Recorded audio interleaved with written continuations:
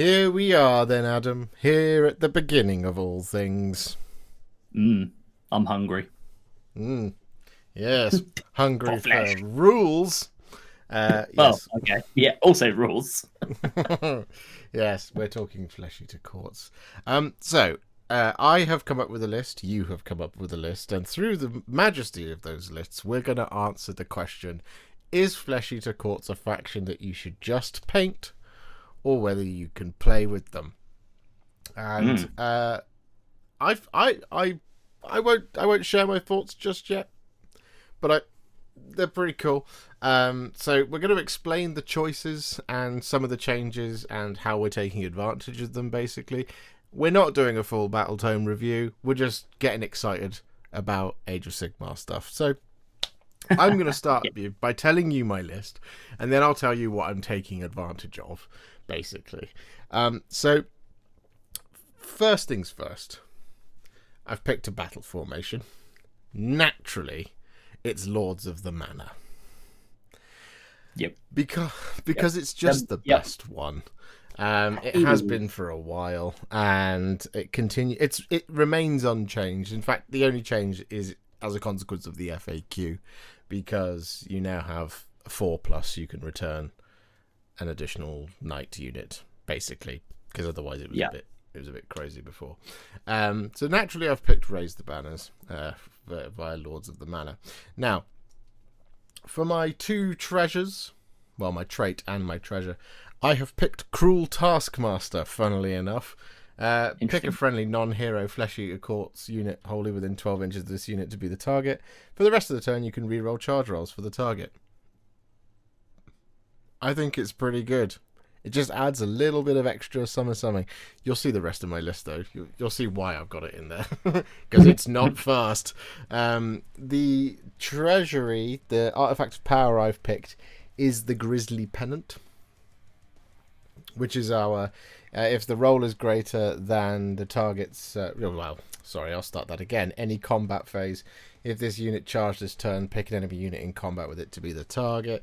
Roll a dice. If the roll is greater than the target's control characteristic or is a 6, the following effects apply for the rest of the turn. Subtract 1 from hit rolls for the target's combat attacks, or add 1 to hit rolls for combat attacks made by friendly units that target that enemy unit. It's just objectively pretty good, and that's basically what I've gone for. But as I said, my list that I've put together very much relies on everything staying pretty close to one another, which might give things away. I have included a charnel throne, just because it's free, might as well. We're keeping the spell lore from Flesh Eater Courts, and the prayer lore, not that really matters for what I've put together, and the manifestation of lore as well. We're just keeping those the same for now. Obviously there are tweaks and stuff that I think could be made there. For example, you could throw a Kron spine in there instead, maybe as an option, but or take the one that lets you do the Purple Son of Shaiish, but I'm just keeping that simple for now. Now onto the onto the meat and potatoes, as it were. I have 5 regiments. Okay. Yes, because what I have experienced in this latest iteration of General's Handbook 2025 is you want to go for 5 regiments because you want the re-roll on a priority roll. Yeah.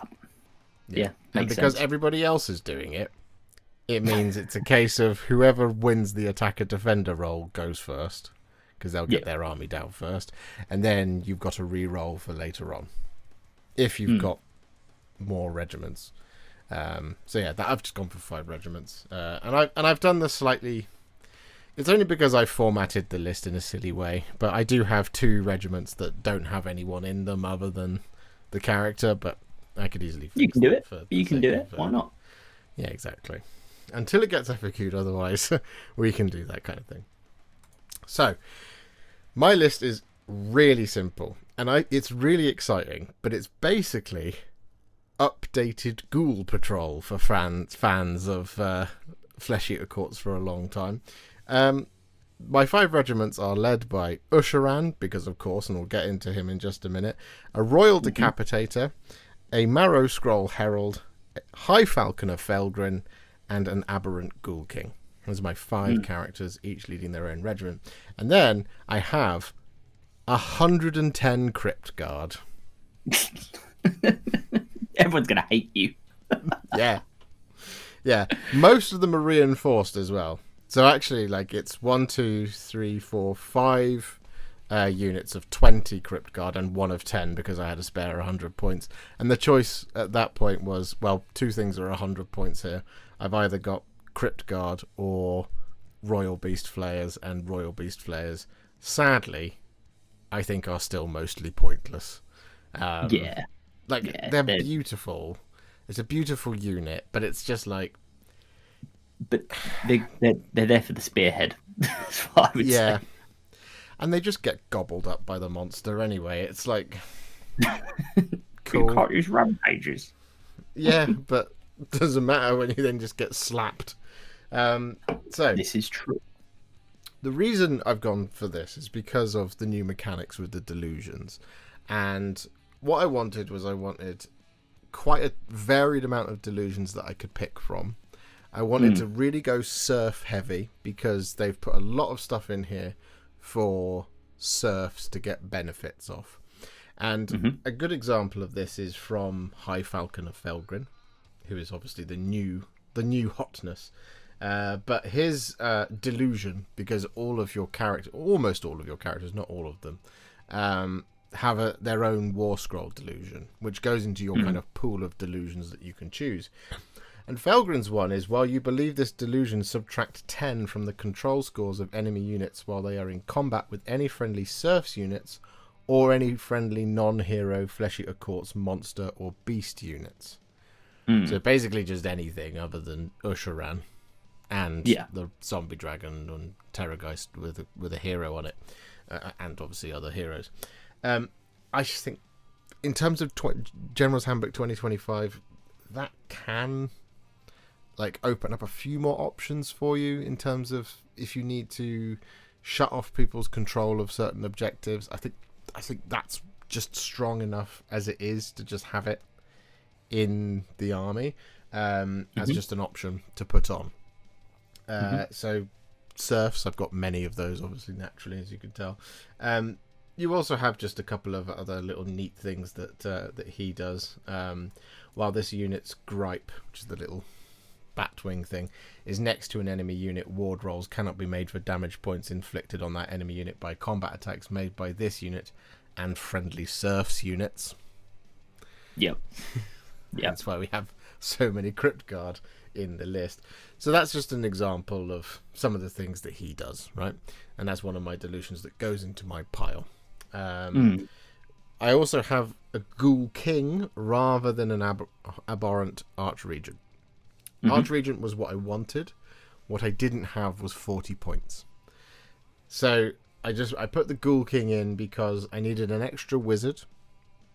And I wanted to have a kind of balance between aberrants and nobles. Because that's, whilst the noble deeds thing has gone and it has been replaced by delusions, the kind of division of labour between aberrants and nobles, it still remains. Muster Guard is here. It's the return models to friendly serfs units, wholly within 12 inches of it. Return up to 3 if you want. Pick any number of friendly nobles to be the targets. So once per turn army phase, both your nobles can both do it. That's my understanding. And then because of not noble deeds, what did I say? Raise the banners. We're adding additional models back to the units. We're getting that recursion. So nobles, only thing that can do that. You've got a choice of 2 nobles in the book. Basically, it's the Royal Decapitator. Yeah. I was going to say, I mean, we should talk about this for a second because this does come into play, and something I'm struggling with my list is that the mechanic, bring stuff back in the army is, as you say, dependent on nobles, and you're absolutely bang on. You only have a limited number of nobles. It is Royal Decapitator, 4 of them, actually, Marrow Scroll Herald, who else is it? It's the Crypt Haunter and the other and one, the flying Crypt one. Slayer. Yeah, Crypt Infernal. Yeah, they're both nobles as well. But like your Vargul's courtier, he's no longer a noble. Yeah, he's a courtier, but he's a beast. Yeah, now he's quite a beast funny. now. Yeah, so it's interesting that he did get turned into a beast, because I think he's been turned into a beast to stop giving him things like the charnel vestments in order to give him more noble deeds points. But noble deeds points have gone, so I mean, it makes sense. It is a beast, right? It's not exactly an intelligent creature, but there we go. No. Anyway, I wanted to have that balanced nobles and aberrants. And so, I've got 3 aberrants to 2 nobles, because the aberrants, again, what they can do is they can set up a replacement unit with half the number of models from the target unit, rounding up. And because I've reinforced a lot, it means I can do that once per turn, army, bring back more and more Crypt Guard. So whilst I do have 110 Crypt Guard, what I technically have is 165 Crypt Guard in the army. So that's why we kind of got that balance of the aberrants and nobles. So it's just worth kind of pointing that out. Now, of course, I'm sure Ushoran has made it into your list. I'm sure Ushoran will make it into every list, because he's just an absolutely gorgeous model. But one of the cool things that he does now is he is I think the only way in the book to manipulate your delusion rolls. The way delusions work, obviously, it's the replacement for noble deeds, and it is much better, I think, than noble deeds. It's going to be a little bit jarring to track, but if you know exactly how many heroes you've got, you know which delusions you're going for, so ultimately you should be fine. Yeah, but the way it works is you. Go on. Oh, no, I was going to say, I mean, you're also, this happens in the hero phase, and I know you're about to explain it, so I think it's worth saying, like, if you think of your various characters, you've got your various heroes that have delusions as a menu, you're effectively just picking off the menu every time. I think, although you're right about there's a lot there is in theory a lot to track, because again, your menu could be quite extensive. It's quite a hero-heavy army, right? It's the nature of Flesh Eater Courts. But what's nice about this, just comparing it to some other battle tomes that we've already got, like, for example, Ideneth Deepkin, where you've got a sort of a track that you have to go down, or you reset the track. So again, you have to sort of remember to do that. And, there are other examples out there that exist of that kind of, like, you go through, and on turn 1 you get this, then turn 2, then turn 3. Friend of mine, I played a very good game against his Blades of Khorne, which are a very cool army. But trying to remember, you're talking about tracking, like, how many blood tithe points he's got, what he's spending them on to then go to a different thing, which then, it's like a civilization tech tree. It's like, oh, I've unlocked this. Then I can maybe spend some points to unlock that one, but I can't unlock this one yet because I haven't done the other one. So I think actually this is more straightforward than it seems. Ushoran, as we will get into it in a second, Ushoran makes it even simpler, because Ushoran basically means unless you roll a 1, you can kind of do what you like. Pretty much, yeah. The way it works now is at the beginning of the game, in the first battle round, the first turn, start of any turn, so you just pick one of the delusions that you have at your disposal. You have 2 that are army-wide. They're the sort of generic ones. And then, as we've already mentioned, Ushoran has one. I think the Royal Decapitator has one, or maybe he doesn't. High Falcon of Felgren has one, and the Abhorrent Ghoul King has one as well. And you can. So I'll be going into battle with 5, possibly 7. I will just verify the information that I've just imparted. No, so the Decapitator doesn't have a delusion, although he is as deluded as the rest of the army. And the Marrow Scroll Herald doesn't either, so your nobles don't have them, but all your aberrants do. I think probably is the rule there. Or most of your aberrants do. I think there's 1 or 2 that don't. But I'm going into battle with 5, and there you go. What Ushoran does is, when it gets to your second turn, you roll a dice.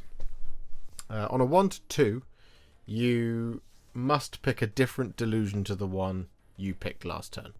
You have to change at that point. On a 3 to 4, you must pick the same delusion as the one you picked last turn, And the cool thing about this is even if it's on a war scroll of a unit that has been destroyed. So if there's one that you're just locked in on and you think it's the best one in the book, as long as you keep rolling 3s and 4s, or if Ushoran's still alive, although to be fair, if Ushoran's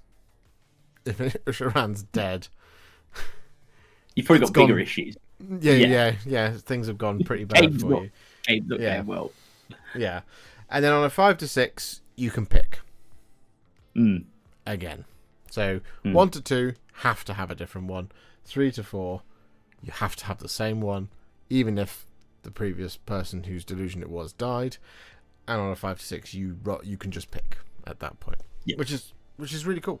It's a very, very nice mechanic. I think it's put together nicely. And as mentioned, there are not very many, and I think the only way to manipulate this roll is with Ushoran. And what he lets you do is add 1 or subtract 1 from the roll. So if you want to pick a different one and you roll a 3, you can go down. If you want to, if you roll basically if you roll a 3 or a 4 and you want to pick a different one, he can do that. He can help you pick another one, basically. Yeah. Which is just cool. Similarly, if you roll a 5 or a 6 or a 1 or 2 and you want to keep the same one, he can just manipulate you in, and you can stay on the pre-built on the same one, and this, that, and the other. It's just strong. I think he's going to probably end up in every list like he already does. I don't know if that's a bad thing, but honestly, it's one of the prettiest models that Games Workshop has ever made, full stop. So even if, as you can probably tell by how excited I am about talking about this, even if this was a just paint the army rather than play with them, it's not exactly a bad thing to do. Yeah. 110 Crypt Guard might drive you insane, but, there it is. Yeah. And the thing is, one thing I would say about this, and, perhaps we can talk about the delusions as you go through the characters as well, but it's worth saying, like, all of the delusions, I think pretty much all of them are good. They're all like, all of them are, some of them are more situational, absolutely, but, and we'll do this when I get to my list, right, I think there are reasons even sometimes to take some of the situational ones, because because again, when you combine the manipulation of the role, you can, if there's a, if you go into an army with a particular, and again, I'm kind of giving away something on my list here, but if you go into an army with a particular slant to it, a particular sort of thing it leans into, you can actually suddenly go, aha, well, you thought I was going to go for the everyone gets +1 attack, which, by the way, is one of the generic delusions, but I'm actually going to do this other one that specifically affects your army. So there are like swings you can do with this, which are actually really interesting, and Ushoran gives you the ability to manipulate that. And his delusion itself, and do you mind if I say, Josh, I'll go through what it is quickly? You can. Yeah. Might as well, because we might as well just run out of the way. I mean, his one is very good. The third part of it's quite important for my army. The third part is very important. It's less important for my army, but it's very important for your army. But his one is called the One True King. And basically, while you believe the delusion, and bear in mind, this is all board wide, right? Or this one certainly is board wide. Add 1 to run and charge rolls for friendly Flesh Eater Courts units. So everybody gets +1 run and charge. You also subtract run rolls and charge rolls. Subtract 1 from run rolls and charge rolls from enemy units. So all enemy units are -1 to run and charge, which is quite good. And is also quite good, we should say. And Josh, sorry, you did say you were taking the Flesh Eater Courts manifestations with this. You mentioned, Spoiler, I am too. Guess what one of them does? It messes around with people's run, charge, and movement. So you can really mess around with people if you so wish. And the third thing this delusion does is melee weapons used by friendly surf units have anti-charge +1 rend while they are wholly within friendly territory and did not charge in the same turn. So it's a little bit situational, that one, because they have to be wholly within your territory. However, if you've got loads and loads and loads of surfs, like somebody on this in this video, that's quite good, because it really makes people go, hang on a minute, do I really want to charge all those crypt guards? Oh, Given as they're already anti-charge +1 rend as well. yes, yes. Mm. It makes little goobers quite dangerous. It does. It very much does. So naturally, that's why he's in there. I mean, he's relatively unchanged mostly in other regards. His spell is still the same. He makes people punch each other. You know, his combat profile is still fantastic. He still has his ward. He's still got a bundle of wounds. He's just objectively brilliant. His rampage still lets other opponents, still makes other people strike last. He's just great. And, you know, for the points that he is, and points obviously are subject to change, but for the points that he is, I think he pretty much is an auto-lock into the army. So, you know, it's not very original, but he's in there. No, my only... Well, and bear in mind as well, also, he's wizard too, right? Yeah. So you've got some really good spells in this army, right? And you've got good manifestations. We've just said that. So the ability to start chucking those out pretty reliably is good.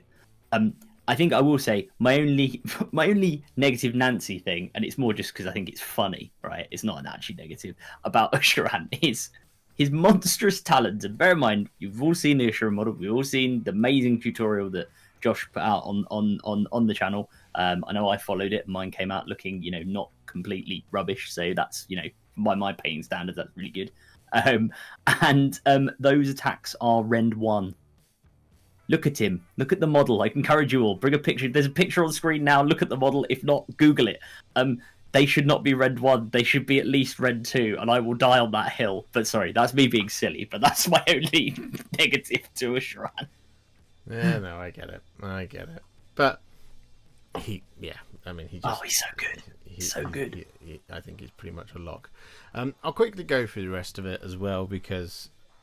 As I said, I did want to put an Arch Regent in, but I didn't have the points, so I put the Ghoul King in instead. And realistically, he's in there because he's a wizard. But what I was intending to do with what is basically my spare Aberrant, because I've got High Falconer Felgrin, I was going to put him in the chair anyway. So I needed a wizard to fill the seat, so that's why he's there. His delusion, though... It's one of the more situational ones. It's why you believe this delusion add 1 to the damage characteristic of melee weapons used by friendly, non-unique Flesh Eater Courts heroes for attacks that target an enemy hero. So it's like you don't really want to be stacking that too much, but it's okay. Like it's situational.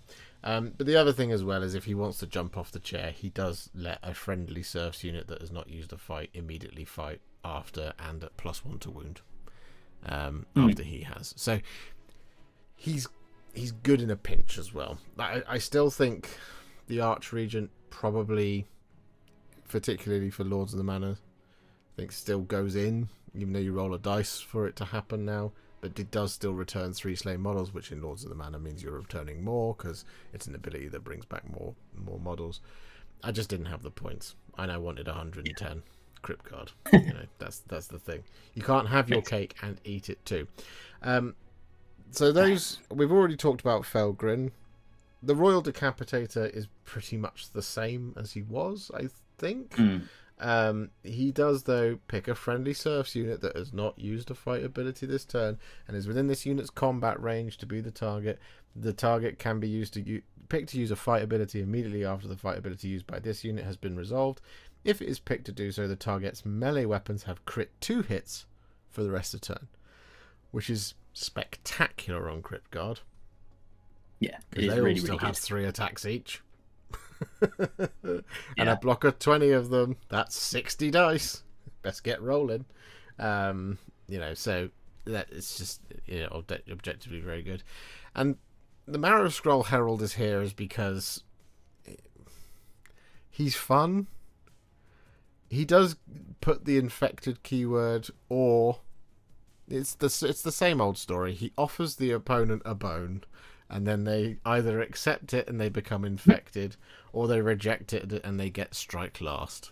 And most of the time they're going to accept it so that they get infected, and it just screws around with possibly screws around, I should say, because you roll a dice, and on a 5+ if they declared a command, the command has no effect. It still counts as having been used, and the command points spent to use the command are still lost. If they declared a spell or prayer ability, that spell or prayer fails. So it's like you're going to pick the infected pretty much every time, unless the Marrow Scroll Herald walks up to a very important wizard to your army, right? So, but he's in there because he's a noble, which, you know, helps him be relevant, basically.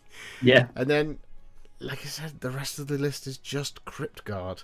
And the reason being, we've already very briefly touched on them. They're crit auto wound. They are anti-charge +1 rend. They have 3 attacks each. They hit on 4s, wound on 4s, rend 1, damage 1. You know the deal. 6 up save, 1 health each, 1 control, 6 up ward, but because they're going to be palling around with all of these characters I've got in the list, they actually have a 5 up ward on everyone except Ushoran, basically. They do have one other ability, though, which I believe is new, which is the Elite Guardians one, and if this unit is in combat with any enemy units that charge this turn, roll a dice. On a 3+ for the rest of the turn, this unit has strike first, but ward rolls cannot be made for it. So you can either switch off your own ward roll for a strike first, or just not bother. It's great if you think the weight of dice will do it, and the weight of dice sometimes can, but is what it is. And that's it. That's my list. I have picked... This is where I think there is a little bit of a... I guess you'd call it a spanner in the works for the book. Is as I've been reading it, I feel like GHB 2025 Battle Tactics are a little bit more difficult to do with this book. Yeah. They're just... I think they're as difficult as any other army, if you see what I mean. They don't feel like they tech particularly well into it. You have to build very specifically for certain things. So I just went for Master the Paths and Gyronite Treasures. It just felt like that was the easiest thing to do. Scouting Force would have been an option, just because I've got a lot of infantry that can move into no man's land and capture objectives and terrain, because they're in big blocks of 20. It would basically be a swap between either Master of the Paths or Scouting Force, or Gyronite Treasures and Scouting Force. But I think out of the two of them, that's probably the easiest setup for scoring objectives anyway. And I think that's probably, those are quite popular choices. And I think what this book does is it comes out and it will work with the popular choices, but what it's more difficult at doing effectively is teching directly into specific battle tactics, because it's the same story with Nighthaunt. This is not Nighthaunt, these are Flesh Eater Courts. It's the same story as it's always been with Flesh Eater Courts. They don't have a particularly huge amount of damage that they do. They're going for the war of attrition. And they're not particularly tough either. So, you know, you're throwing out bucket loads of Rend 1. What you're not doing is throwing out 15 attacks at Rend 2, damage 3. Not very often, unless you go full Monster Mash, for example, or something like this. So, yeah, there we go. That's my Flesh Eater Courts list. That's how I'm kind of taking advantage of some of the changes. It's not that different, really. Noble Deeds is gone. Feeding Frenzy is much more different now. It's once per game. But generally, I think there's lots of different ways to play this. I've gone with something fun that I think would actually be a nightmare to play against and very fun to play with.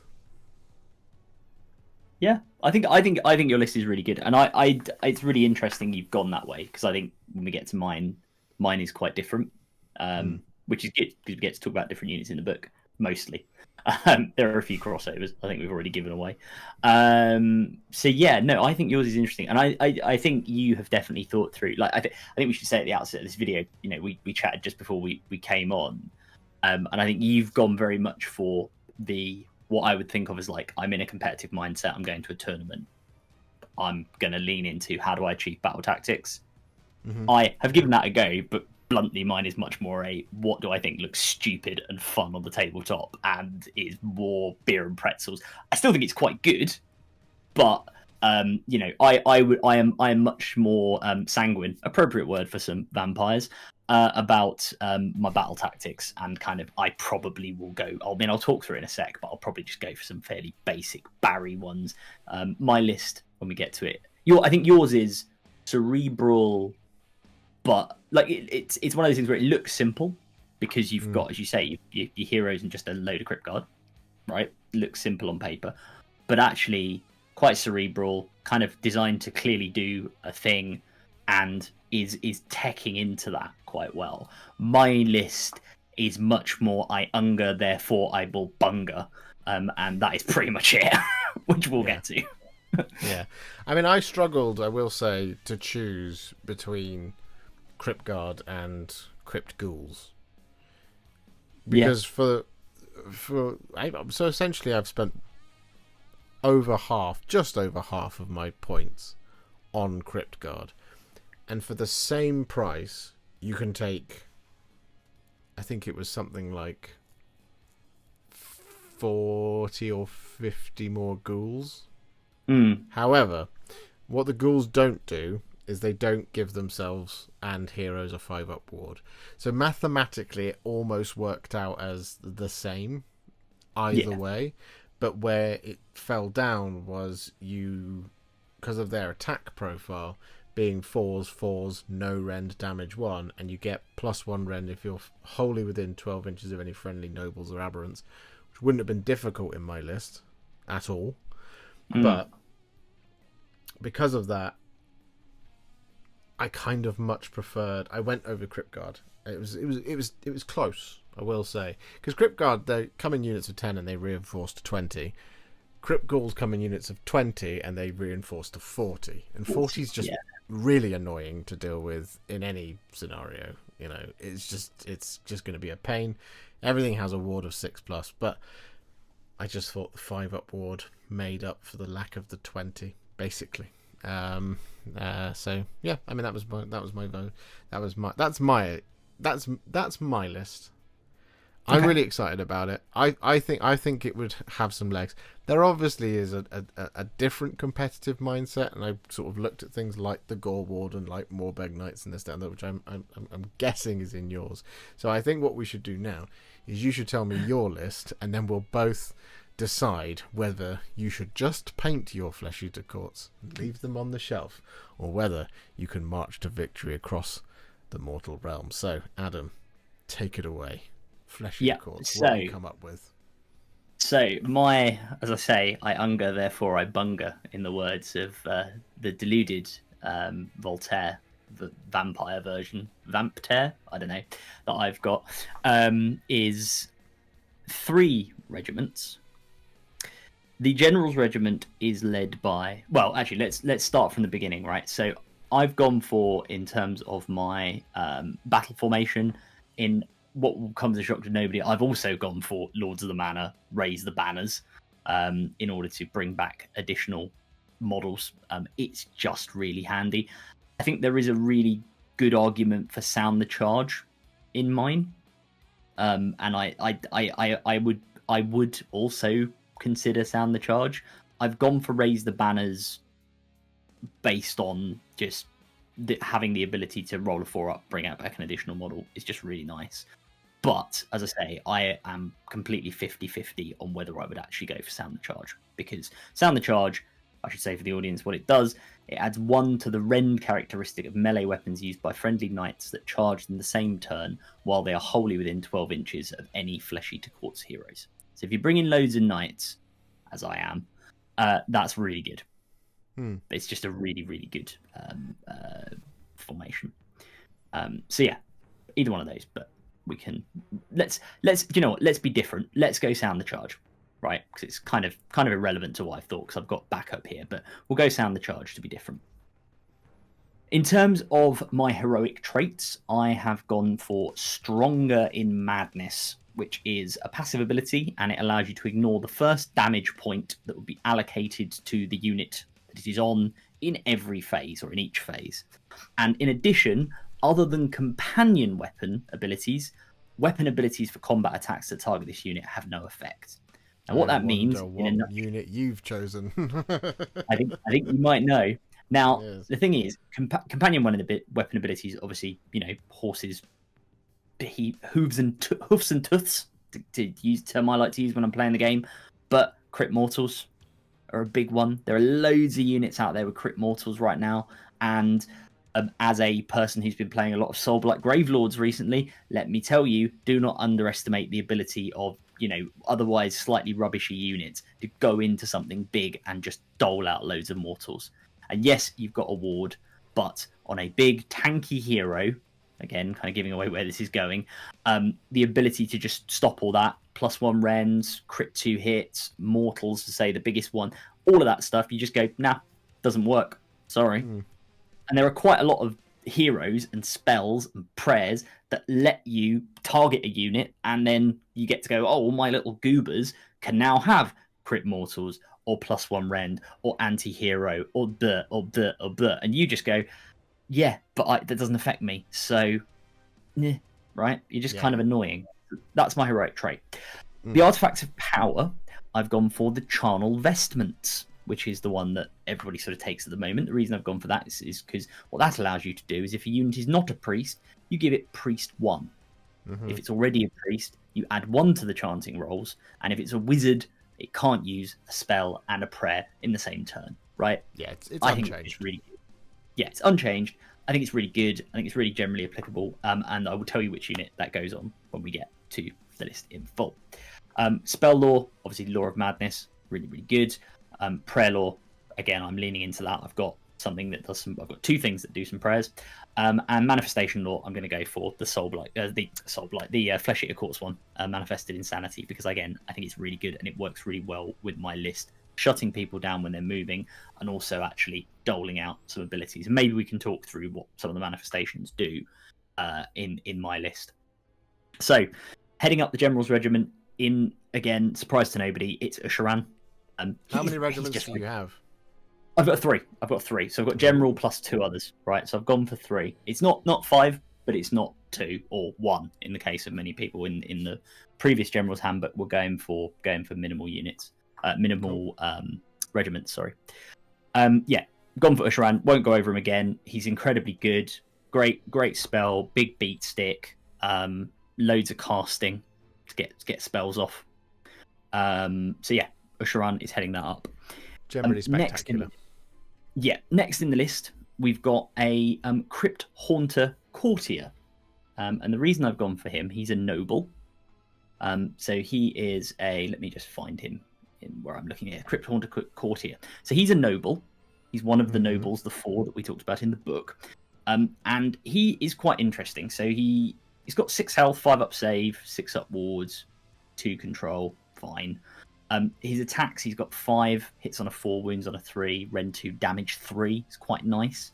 But what's quite good about him is he has an ability called Knightly Exemplar, which is basically I fight, then something else immediately fights. So it lets you mess around with your with the order of operations, because again, and everyone watching this video probably knows this, but if you don't, in AOS it's I go, you go, I go, you go, generally in the fight phase, subject to things like strike first, things like strike last that Ushoran gives out. What abilities like this allow you to do? And you had it in your list with the Royal Decapitator, I believe. I've got it here for the Knights, because what it allows you to do is pick a Crypt Horrors unit, and immediately after the Crypt Haunter Courtier fights, they just fight straight away, right? Which is quite to hit as well. At +1 to hit, which is also very good when we get to that their battle scroll, which I will shortly. So he also has an ability called Blessed Blood, so he can heal like the aberrants. That's the other thing we should say. One of the battle traits of the entire army is all the aberrants just heal D3 in the hero phase. So if you've got lots of aberrants plus this guy, you're doing a lot of healing on a lot of your key units. So yeah, that's him. And obviously being a noble as well, he keys off the ability to bring back knights and serfs. Obviously accompanying him is a reinforced unit of Crypt Horrors. I think you're going to see a lot of these guys. And the reason why is they are tanky. They have 4 health each. They're not that expensive, really. They've got 5-up save, 6-up ward. And their weapons, they have the Club and Septic Talons, which is anti-cavalry +1 rend, so quite good. And there is quite a lot of good cavalry around at the moment. Again, as a Soulblight Gravelords player, at least at the moment, for my Soulblight Gravelords, playing a lot of them, Blood Knights, Barrow Knights, lots of good cavalry knocking around. Even in Slaves to Darkness, we've got Chaos Knights, we've got the Varan Guard, lots of cavalry, right? They get 4 attacks each, so decent number. They hit on a 4, wound on a 3, rend 1, damage 2, right? So decent damage. Rend is okay. It's rend 1, but there are ways of messing with that, right? But obviously they're going to hit on a 3 if they go in after the Courtier, so you can see the synergy there. The other cool thing they have is they have an ability in the combat phase called Holy Blades of Bone. In any combat phase, this is as well. So this is in both yours and your opponent's turn. You pick an enemy unit in combat with them to be the target. You roll 2 dice for each model in the unit. You add 2 to each roll if it's a cavalry. And for each 5+, you inflict 1 mortal damage on the target. So a big unit of 6, I'm rolling 12 dice. I'm doing mortal wounds in addition on a 5-up. If it's cavalry, I'm doing them on a 3-up. It's quite good, I think. Yeah. And it offers a solution to a problem, which is cavalry, big cavalry units, particularly heavily reinforced cavalry units. So that is the sort of the body of that unit. The other thing I put in there is a Abhorrent Cardinal. Now, the Abhorrent Cardinal is because I believe he can, Ushoran, and I may, if I built this wrong, do shout at me, Josh, but I believe Ushoran can take basically any Flesh Eater Courts model. He's not limited to sort of nobles and or sort of only one noble and only one abhorrent. He can take any, I believe, when I looked at the list building. Otherwise, I'll stick this guy in another regiment, and he can be a 4th regiment, but on his own. But nonetheless, we've got an abhorrent cardinal. The reason I've taken him is he's the only priest in the army, and he has a rule called Insular Contemplations, which means while he is more than 6 inches away from all enemy units, you add 1 to chanting rolls for the unit. So he gets +1 to his chanting rolls. And we should say at this point that the prayer law, because we didn't really touch on it in your list, the prayer law for Flesh Eater Courts, I think, is really, really good. The unlimited one is called Excommunication. Goes off on a 4, so it goes off really easily. And you can ignore positive modifiers to save rolls for a target that you pick. So it's a visible enemy unit within 18 inches of the priest. It's a big range as well, 18 inches, right? So again, he's a candidate potentially to go stand on the Charnel Throne because he's got good range across the battlefield. If the chanting roll on that one is a 10+, and again, bear in mind he gets +1 to roll, and you can build up points, ward rolls cannot be made for the target unit. So he is my way of turning off ward rolls if I need him to, or one of the ways of doing it. The other prayers that he can do, Charnel Conviction goes off on a 4. Pick a target unit, give it pick a Flesh Eater Courts unit, give it a 5-up ward. Really, really good. Yeah. If it's 10+, you can pick 2 units again, so good opportunity to pick multiple units to get a 5-up. And the other one they know is the Summer King's Favour, goes off on a 5.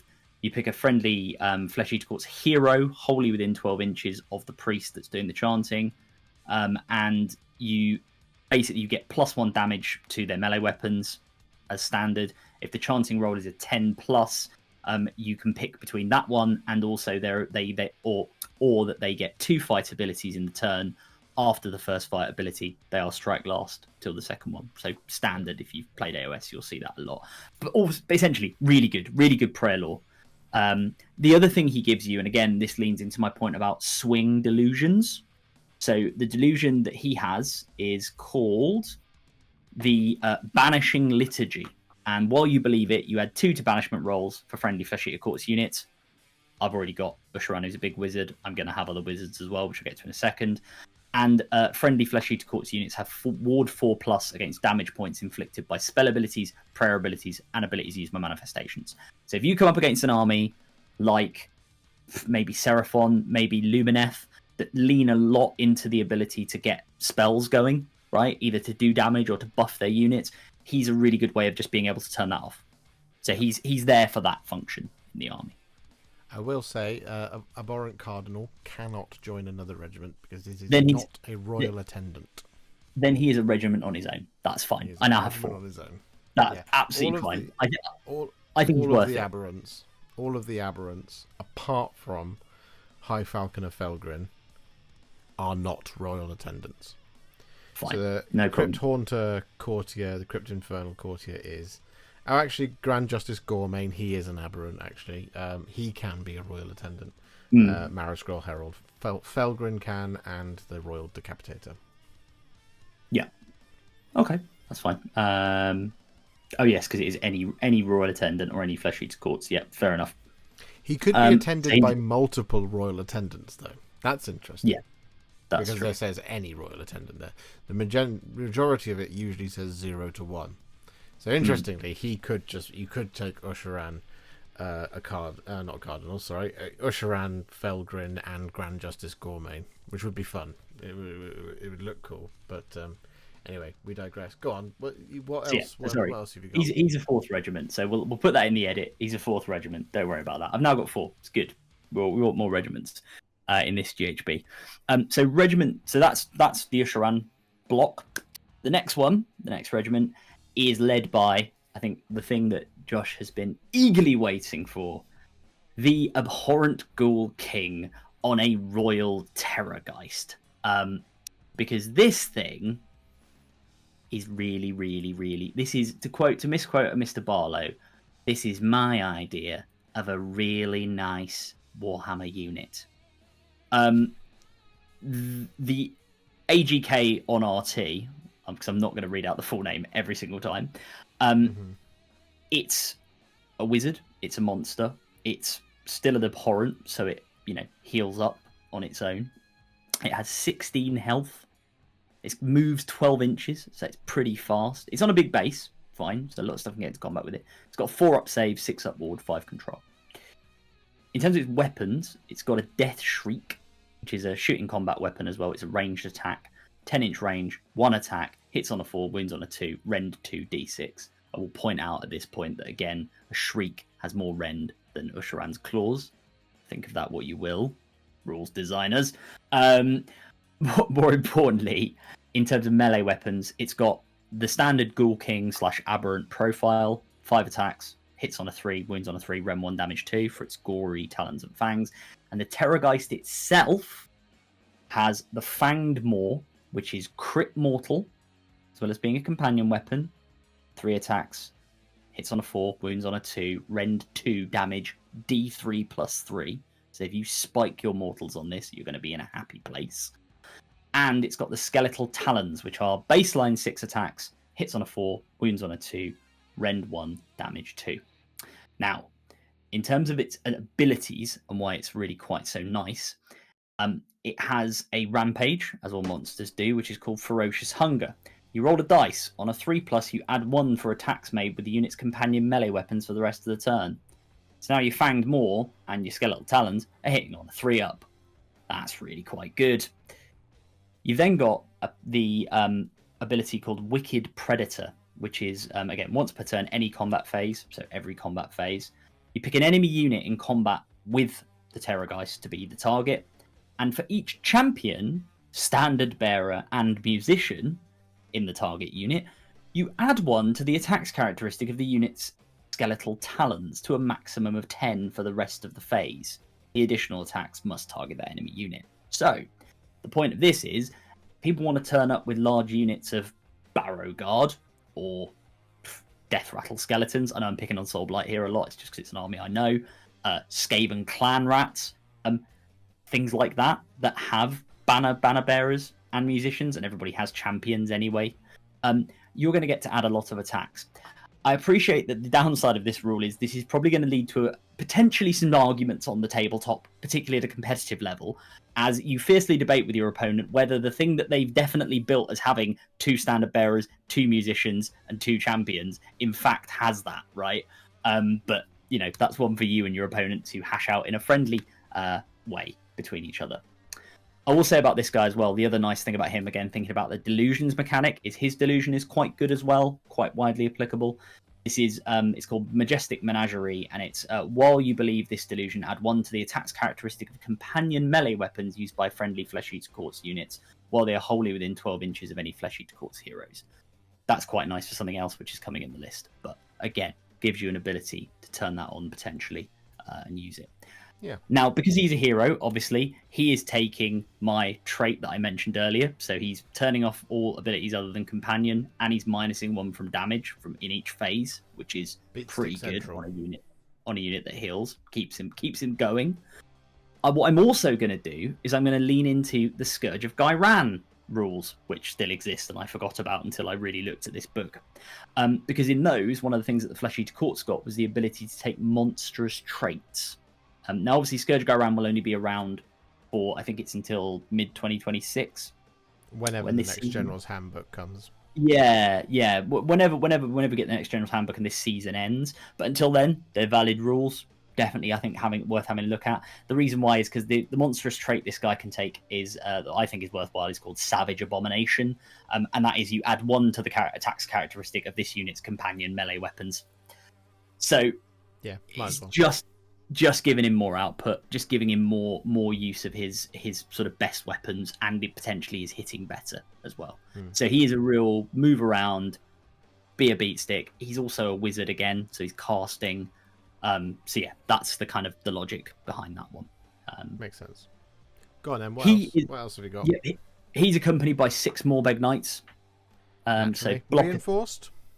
Yeah. So the coming units are 3s. It's reinforced up to 6. Again, they can get the benefit of his companion weapon. They're quick, so they can kind of move around near him as well and help him out.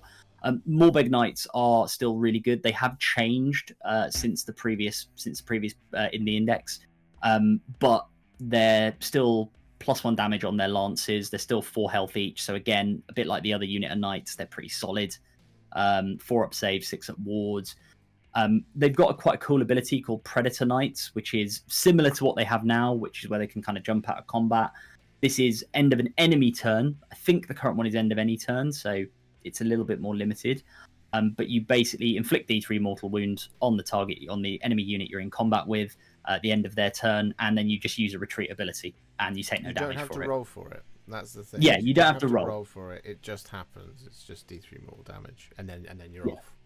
Which is good, because I think you have to roll for the one now. You do have to. I believe you do have to roll for it now. Yeah, so it's limited. It's more limited, I think, as to when you can do it, but you're not reliant on a roll. So overall, it's just always going to go off. Yeah. Overall, a side grade, absolute worst. I think they're really good. I also think they're just really cool models. This is a paint or play video. Get yourself some Morbeg Knights and go and check out the tutorial on this channel, which is available. What's next? So next up, we've got the next regiment, which tips over into an Arch Regent. So I've taken an Arch Regent for, I think, similar reasons to you want to take one. He's really good. He's a wizard. He's an abhorrent. I've stuck the charnel vestments on him just because he's a good candidate for them, I think. And again, I can then pick whether I want to do some casting or whether I want to do another prayer ability. He also allows you to bring back knights, right, automatically. So which again, one slave model to it, yeah. Exactly, and if I go Lords of the Manor, I can roll 4 up, potentially do that again. So he's kind of making up, and I will say at this point, I would like more nobles in this list if I had unlimited points, but we don't, right? We have to work with what we've got. So he's kind of making up for the fact that I don't have another noble, while still giving me the ability plus other stuff in the form of wizard and priest. Mm-hmm. He's a flex unit. And accompanying him to round up the list is just a unit of 10 Crypt Guard. Which I've just got to get the 5-up ward, sit around with him, be a little bit annoying. You know, they're there because I had the room for them, and I just think, again, they're really cool little models, and they can just go and be a bit annoying, and worst comes to worst, I can return some models to them, or I can regenerate a unit. I will say the other thing is, the reason I reinforced everything, of course, is because I've leaned into the ability to spend the command point and bring back half a unit, right? So, fine. Eventually, maybe you do kill all my crypt horrors. Maybe you do kill all my Morbeg Knights. I can still bring back a unit of 3, right? Exactly. Yeah. It makes sense. Especially if you're going to run it more elite, like you are. Yeah. I think you have to. Mine's just drowning the opponent in ghouls. Ghouls. Yeah. Okay. And so you're taking a Charnel Throne because it's free, I guess. I'm taking Charnel Throne. Yeah. Charnel Throne is different now, obviously. I mean, the main difference now is it no longer generates noble deeds points. It picks a unit that it can see, and it moves D3 inches. If it was set up this turn, it moves D6 inches. Yeah. So it's very good for those units that do recurse. What's the word for that? Well, it's recursion, isn't it? But I guess you just say they come back. I think. Oh, it would be those units that reoccur, wouldn't it? Yeah. Anyway, those resurrected units. It's good for them. It's really good for the Gore Warden. Interesting, neither of us took it. I think the Gore Warden's exceptional in here, and it's very, very good, and it would pair up really nicely. Again, this is what we're talking about. There's multiple different ways to play. Your list is completely different to mine. Yours is about stacking damage, really. Mine's about being annoying. Yeah. So okay. I think there's loads of choices. I did consider a kind of Gore Warden plus loads of Morbeg Knights, and then just again, like a bit like you, just fill it out with loads of little dudes list. But I really wanted the Ghoul King on Terrorgheist, because I think just alongside Ushoran, it's not as many units, but there's a lot of threat there. And again, I've got a lot of casting, quite a lot of healing, quite a lot of recursion actually. So I don't know. I'm definitely going to give it a go. Yeah, I'm going to give it a go. Very, very good. There is a universe as well where you take him and then just more of him, and you round out the list with Morbeg Knights. You don't really go for recursion. You just go for that kind of is it Gristlegore? With the menagerie. Yeah. You go for that kind of vibe, which you can do in here, and I think you can do better than you could in their last book. Their last book wasn't great for Gristlegore, I don't think. No, it wasn't. Because I think a lot of people suffered under the heel of Gristlegore before that book. Yeah. Anyway, that's an aside.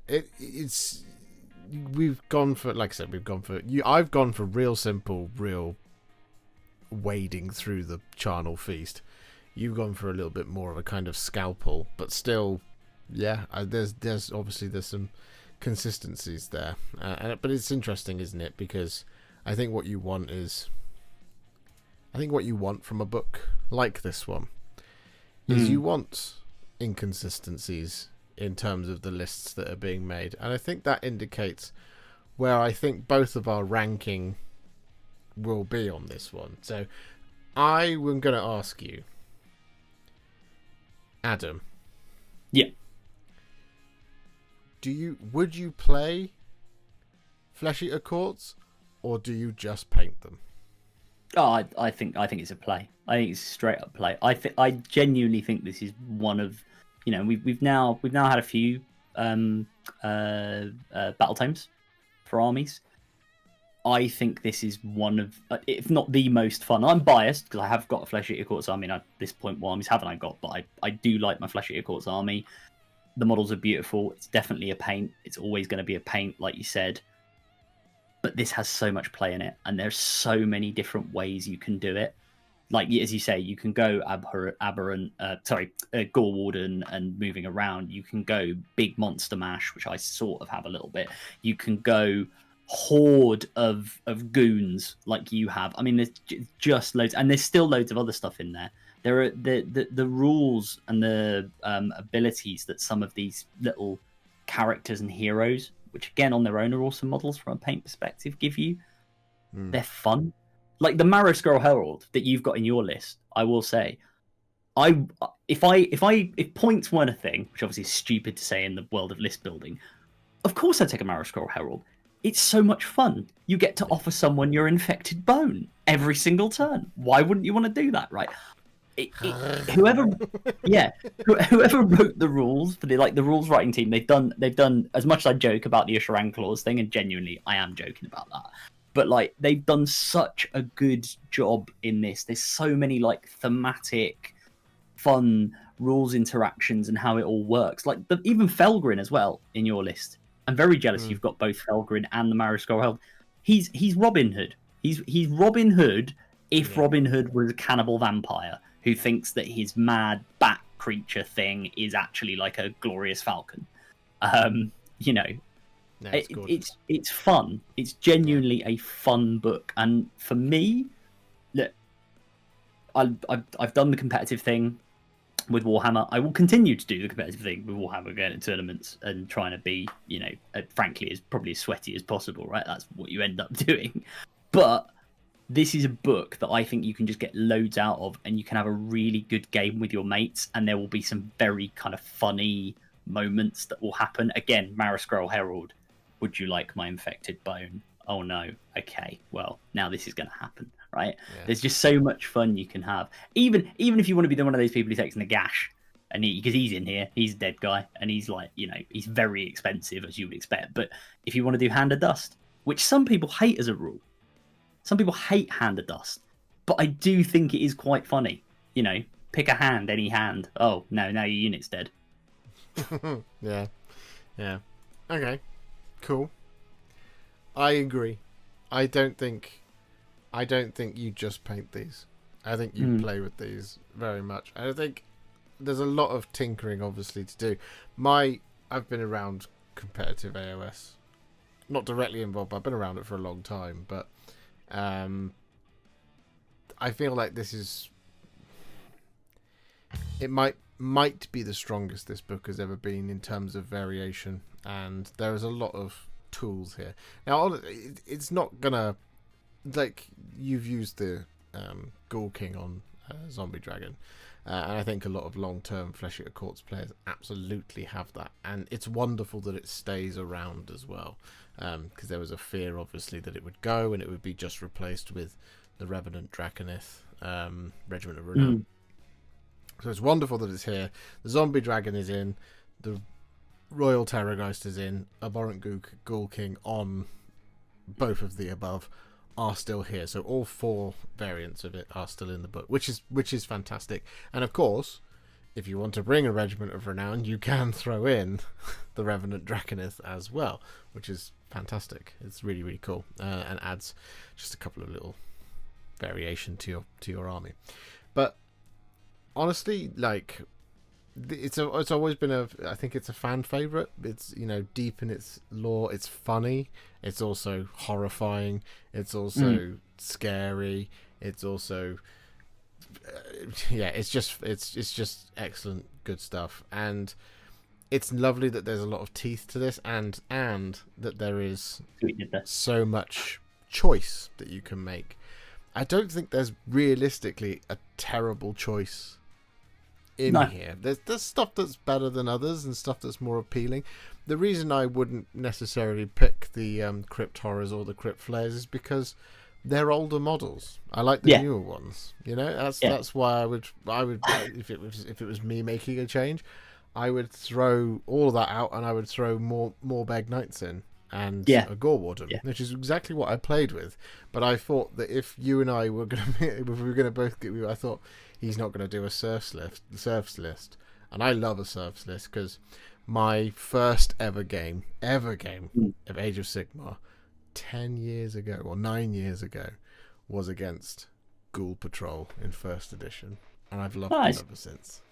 Nice.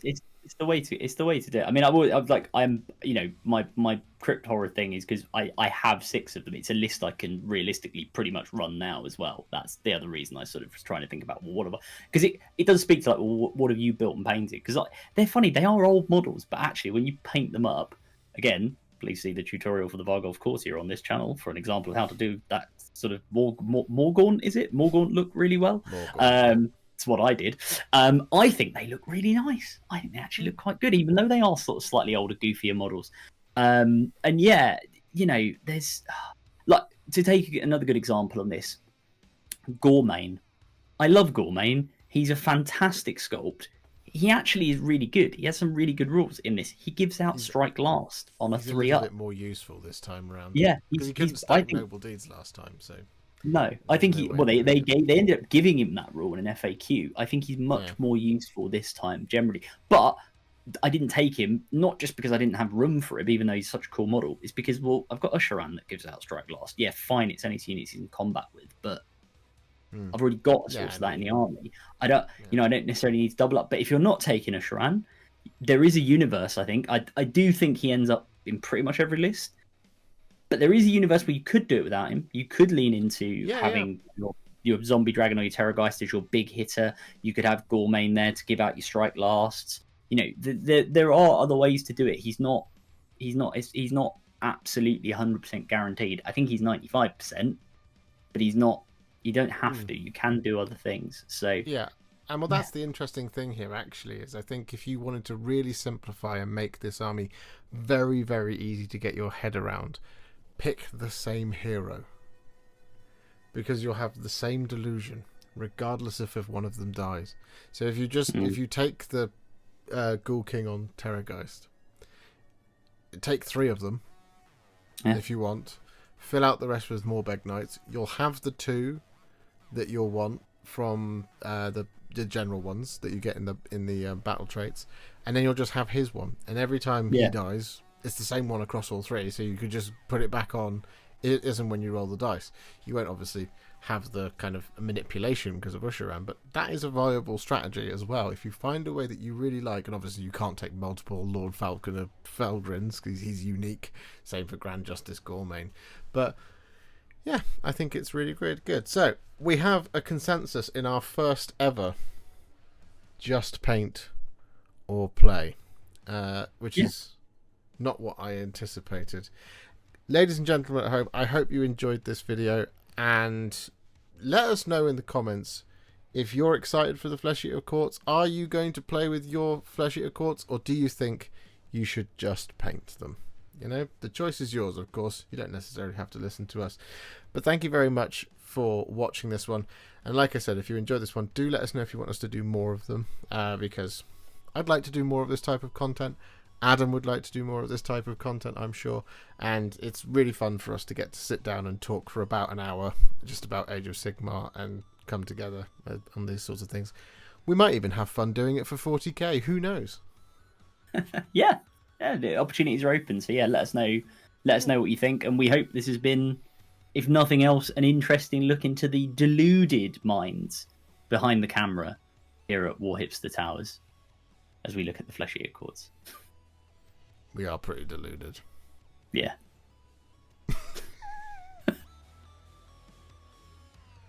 And there you have it. Something a little bit different from the channel today. I hope you enjoyed this one. Hope you found it useful. And like we said in the video, do let us know down in the comments if you'd like to see more of this type of content. And if not, also let us know that. But be kind. If you enjoyed this video, you love the channel, and you'd like to support me further, you absolutely can do so by heading to patreon.com/warhipster, just like all of these wonderful, amazing people have done. And alternatively, you could become a YouTube channel member by clicking on the join button below, exactly like these fabulous folks have done, scrolling up on the screen before you. There are so many of you out there that it really takes my breath away, and I cannot thank you enough for everything you do, as without you I wouldn't be able to keep making these Contrast Plus videos. And if you really like this video and you want to send me a little thanks, just click on the thanks button just below this video. Don't forget to share it, like it, comment on it, and don't forget to subscribe to the channel, and to make sure you stay up to date, don't forget to click the bell icon. Thank you so much for watching, and I'll see you all very soon in the next one. Happy wargaming.